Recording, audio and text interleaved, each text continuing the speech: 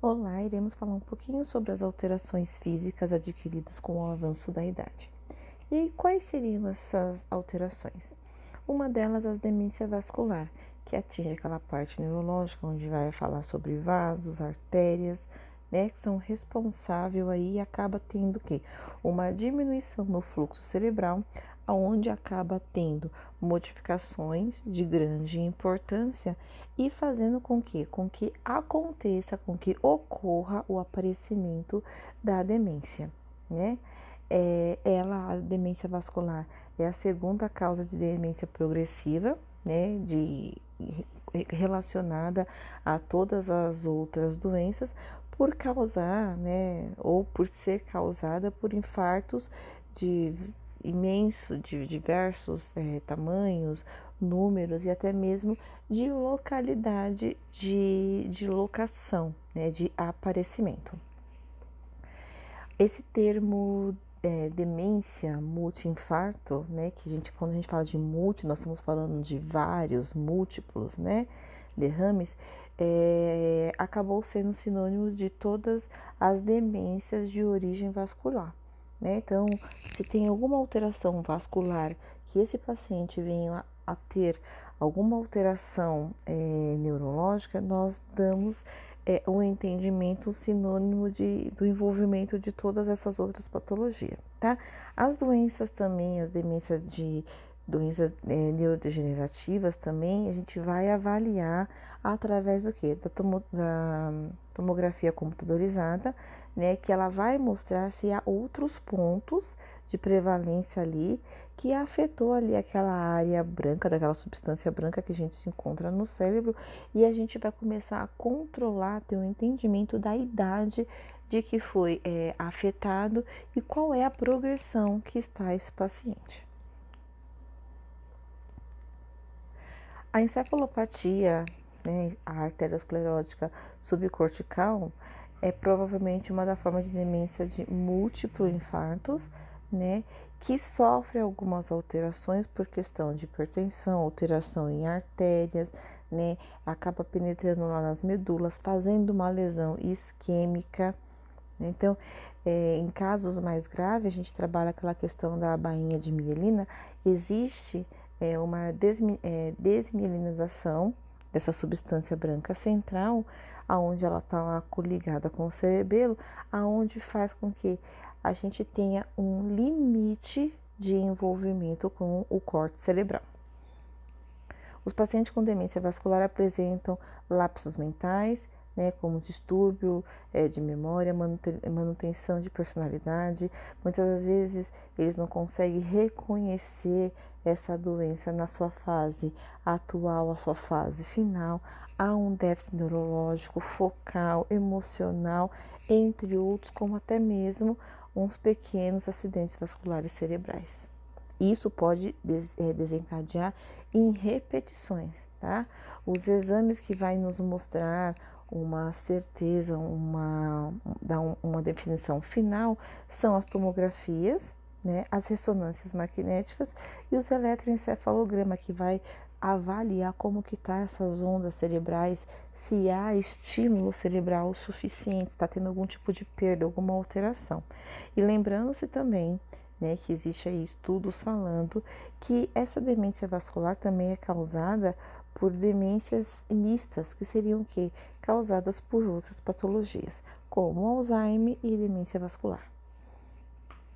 Nessa ilustração, vocês conseguem ver a questão de vascularização, né, de um paciente com um quadro normal, e no outro vocês já verem bloqueios, né, uma hipertensão, uma dilatação, causando uma demência vascular. Uma outra alteração fisiológica que a gente vai trabalhar é a diabetes tipo 2, como falaremos sobre hipoglicemia, hiperglicemia e osteoporose. A diabetes tipo 2, né, ela vem de uma fase hereditária, né, muito maior do que a diabetes tipo 1, né, e ela também é ocasionada por obesidade, sedentarismo, uma falta de uma alimentação adequada, né, então tem um grande índice aí, mais ou menos de 60 a 90% desses pacientes serem obesos e estarem na casa dos 40 anos. Uma das peculiaridades da diabetes tipo 2 é que a contínua produção de insulina pelo pâncreas, né, que ela tem aí esse potencial, o problema está no quê? Porque ele não consegue realizar a absorção adequada dessa substância que está lá alocada tanto nos músculos como no tecido adiposo. Então, por essa razão, por não conseguir fazer a quebra da glicose, não consegue fazer a metabolização suficiente dessa glicose na corrente sanguínea, existe uma resistência insulínica, aonde pode alterar todos os fatores glicêmicos desse paciente, desencadeando a diabetes tipo 2. O diabético tipo 2 é cerca de 8 a 10 vezes mais comum do que a diabetes tipo 1 e pode responder ao tratamento através de procedimentos simples, como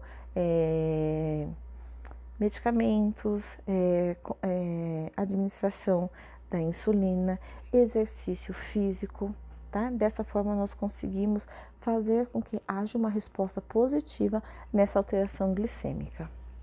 Pessoas com níveis altos ou mal controlados de glicose no sangue pode apresentar o que, gente? Uma das coisas mais comuns que às vezes não se pega nesses detalhes é uma sede excessiva e uma perda de peso muito rápida e de uma proporção muito grande, tá? Então, vontade de urinar várias vezes, né? Em alguns casos tem um prejuízo visual, eles acabam tendo uma visão mais embaraçada, né? Pode sentir muito cansado esse paciente, dores nas pernas por questão, né, dessa vascularização, dessa irrigação sanguínea está totalmente comprometida, né?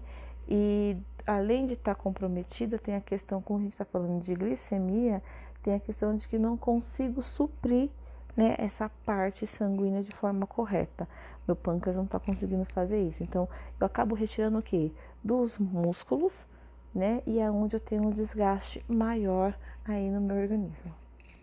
A hipoglicemia significa baixo nível de glicose. Sabemos que como a glicose é abaixo de 60%, né, a gente tem que ficar atenta e a gente já chama de uma reação hipoglicêmica. Tá? Então, com certeza, nós vamos entrar com uma correção nesse paciente para dar um suporte melhor. Os sinais e sintomas vai ser fome aguda, bocejamento, sonolência, sensação de fraqueza, entre outros, tá? E esse paciente, por ter tudo isso, por estar tendo alteração, muitas vezes não consegue nem raciocinar o que está fazendo, o que está fazendo, o que vai fazer. Causas que favorecem o aparecimento da hipoglicemia. Um dos fatores principais são esses três, que seria o quê? O atraso na alimentação, né? Eles precisam seguir uma alimentação regrada de horário. Eu vou lá e resolvo fazer exercício físico por minha conta. Isso não é legal porque eu preciso de uma automonitorização, alguém que esteja acompanhando para saber se eu tenho que intensificar ou não esses exercícios. E um principal erro no uso de medicação, principalmente a insulina, não explicar direito para o paciente como fazer. Então, o ideal sempre é o paciente estar dentro da nossa unidade, a gente tem uma previsão de alta, uns 2, 3 dias antes da alta, a gente começa a dar uma orientação para o paciente de quanto vai aspirar, como vai fazer a higienização. Fazer o envolvimento, mas as causas principais do aparecimento de uma hipoglicemia quando acabam atrasando a alimentação ou também eles acabam deixando um tempo mais prolongado sem se alimentar, os exercícios físicos e os erros de medicações, principalmente da insulina. O que a gente tem que fazer? O paciente com hipoglicemia, ele necessita dentro da bolsa dele manter um sachêzinho de açúcar, bala, bolacha, biscoito, algo que ele consiga comer e consiga suprir essa alteração glicêmica que esse paciente está tendo no momento, tá?